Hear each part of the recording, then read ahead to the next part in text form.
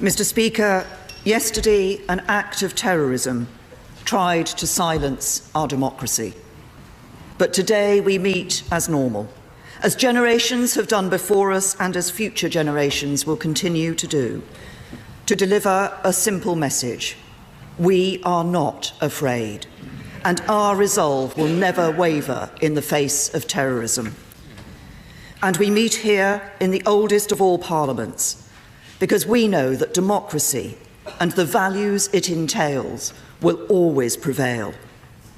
Those values, free speech, liberty, human rights and the rule of law, are embodied here in this place, but they are shared by free people around the world. A terrorist came to the place where people of all nationalities and cultures gather to celebrate what it means to be free. And he took out his rage indiscriminately against innocent men, women and children. Mr. Speaker, this was an attack on free people everywhere.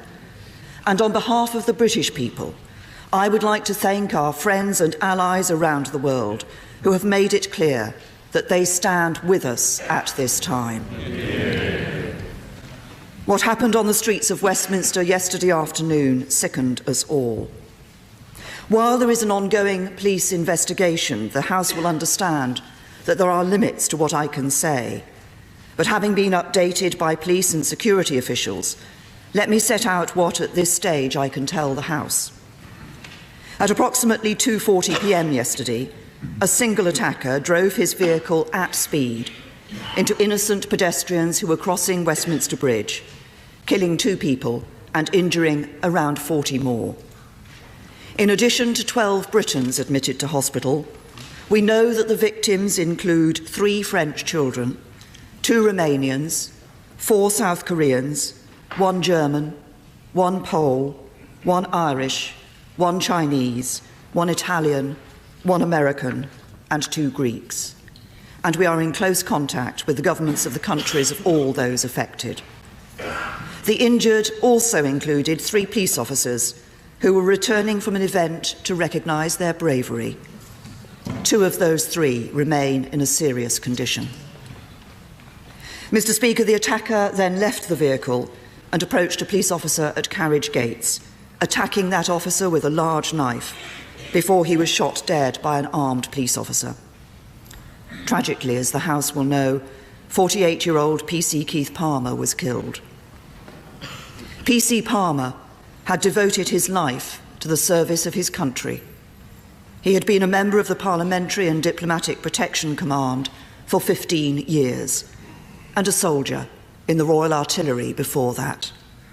He was a husband and a father, killed doing a job he loved.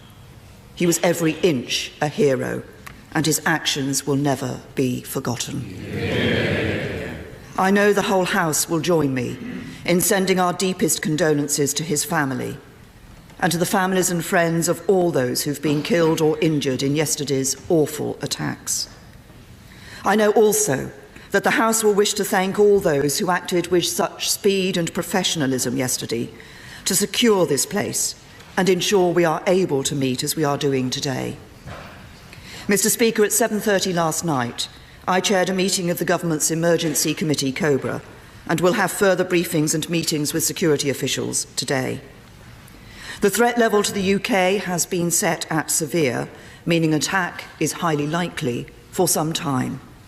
This is the second highest threat level. The highest level, critical, means there is specific intelligence that an attack is imminent. As there is no such intelligence, the Independent Joint Terrorism Analysis Centre has decided that the threat level will not change in the light of yesterday's attack. Mr. Speaker, the whole country will want to know who was responsible for this atrocity and the measures that we are taking to strengthen our security, including here in Westminster. A full counter-terrorism investigation is already underway. Hundreds of our police and security officers have been working through the night to establish everything possible about this attack, including its preparation, motivation, and whether there were any associates involved in its planning. And while there remain limits on what I can say at this stage, I can confirm that overnight the police have searched 6 addresses and made 8 arrests in Birmingham and London. Mr. Speaker, it is still believed that this attacker acted alone, and the police have no reason to believe there are imminent further attacks on the public. His identity is known to the police and MI5, and when operational considerations allow, he will be publicly identified. What I can confirm is that the man was British-born, and that some years ago he was once investigated by MI5 in relation to concerns about violent extremism. He was a peripheral figure. The case is historic. He was not part of the current intelligence picture. There was no prior intelligence of his intent or of the plot. Intensive investigations continue. And as Acting Deputy Commissioner Rowley confirmed last night, our working assumption is that the attacker was inspired by Islamist ideology. Mr. Speaker, we know the threat from Islamist terrorism is very real, but while the public should remain utterly vigilant, they should not and will not be cowed by this threat. Yeah.